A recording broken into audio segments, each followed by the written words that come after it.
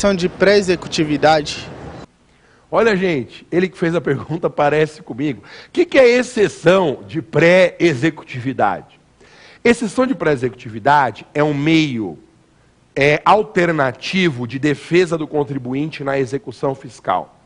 É uma forma, como o próprio nome sugere, excepcional de o contribuinte se defender na execução.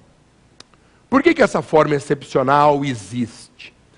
A exceção de pré-executividade é uma construção doutrinária e jurisprudencial para situações em que o contribuinte não deve ou não pode garantir o juízo para embargar a execução.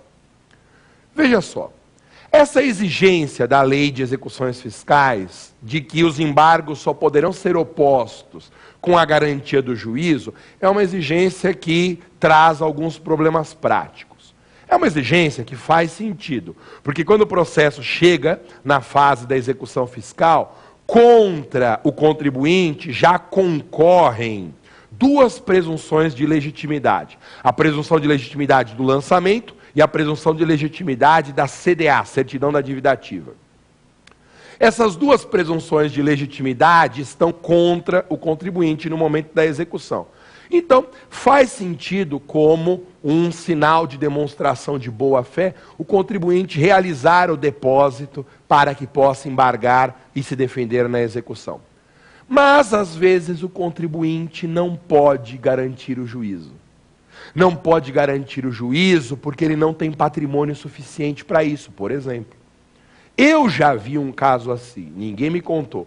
Eu já vi um caso assim, lá no meu escritório, em que a certidão da dívida ativa era de um valor baixo, R$1.000 de IPTU.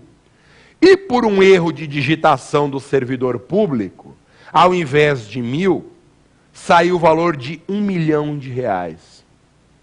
O contribuinte procurou administrativamente o fisco não deu nem bola.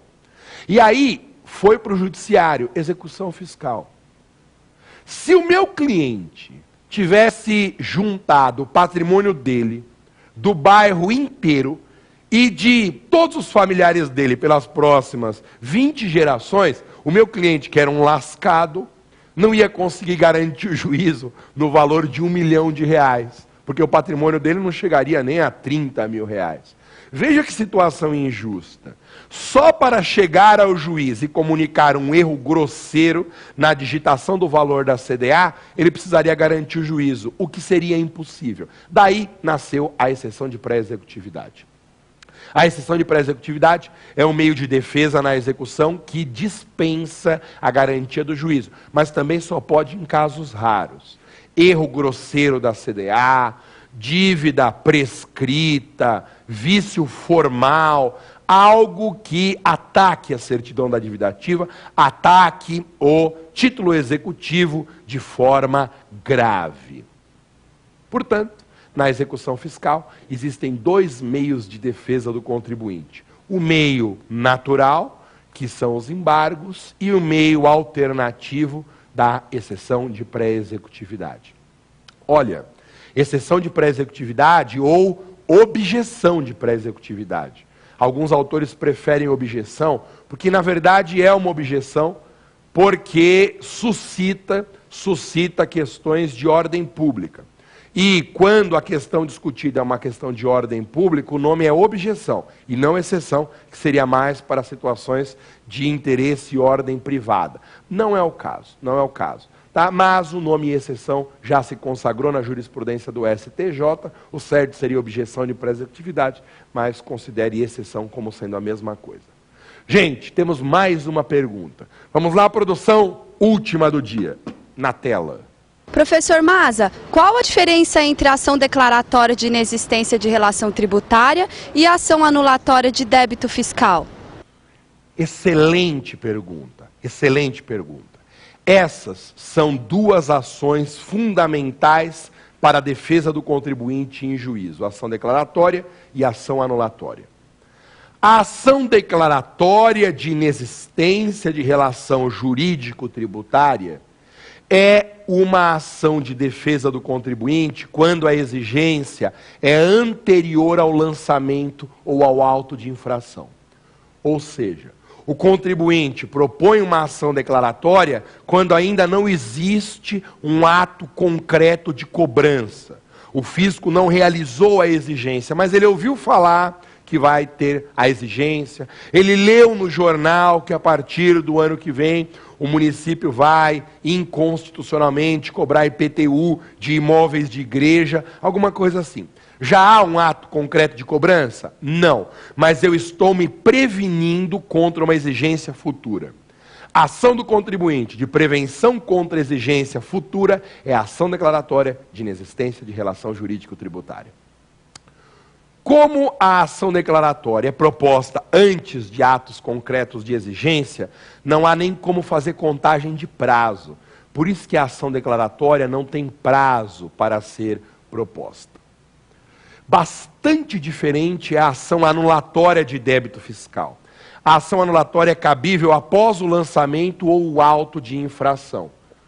Então, antes do lançamento ou do auto de infração, cabe declaratória. Depois do lançamento ou do auto de infração, cabe anulatória.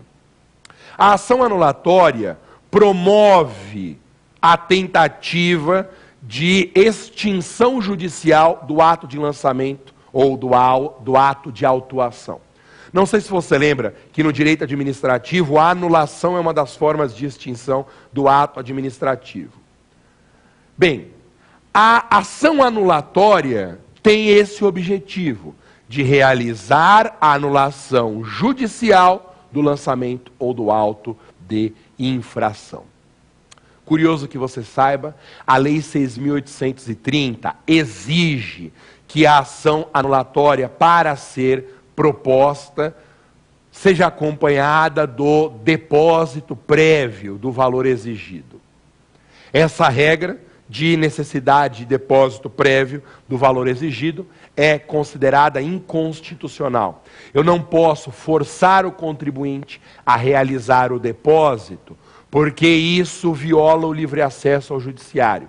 Especialmente porque pessoas sem patrimônio não conseguirão promover o depósito para propositura da ação anulatória. Esse depósito prévio, esse depósito integral, pode ser realizado como uma faculdade, mas nunca como uma condição para a propositura da ação. Sempre que uma lei ou um ato administrativo estabelecer a necessidade de depósito para entrar com um recurso ou promover uma ação judicial, essa necessidade, essa exigência é inconstitucional, porque fere a isonomia, o rico consegue, o pobre não, e fere também o livre acesso ao judiciário. Não saia daí, em instantes eu volto com o X da questão, vendo como o processo tributário cai na prova da OAB. Até daqui a pouquinho.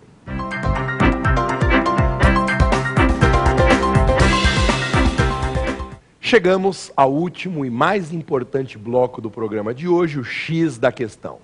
Como você sabe, no X da questão, nós analisamos como que o assunto visto no tema do dia cai na hora da prova. Não adianta saber teoria e errar o teste na hora da prova. Por isso, tem que praticar. Ninguém nasce sabendo responder provas de múltipla escolha. E muito menos, não ache que só de estudar você já desenvolve automaticamente a técnica para responder testes. Por isso que nós temos que praticar, e esse é o objetivo deste bloco final e importantíssimo aqui do nosso programa.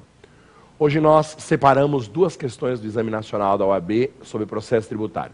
Primeira questão, produção, na tela, diz assim: Ordem dos Advogados do Brasil. Em relação à ação anulatória de dívida fiscal inscrita, está perguntando sobre ação anulatória, pode-se afirmar que, letra A, para sua propositura é indispensável o depósito do valor integral da dívida. Errada a afirmação. Eu posso receber a previsão legal de depósito como uma faculdade, mas se ela for tida como uma obrigatoriedade, é inconstitucional. Então, para usar a linguagem hoje tão difundida no direito constitucional, uma interpretação conforme a Constituição para esse dispositivo, exige que se considere o depósito como uma faculdade e não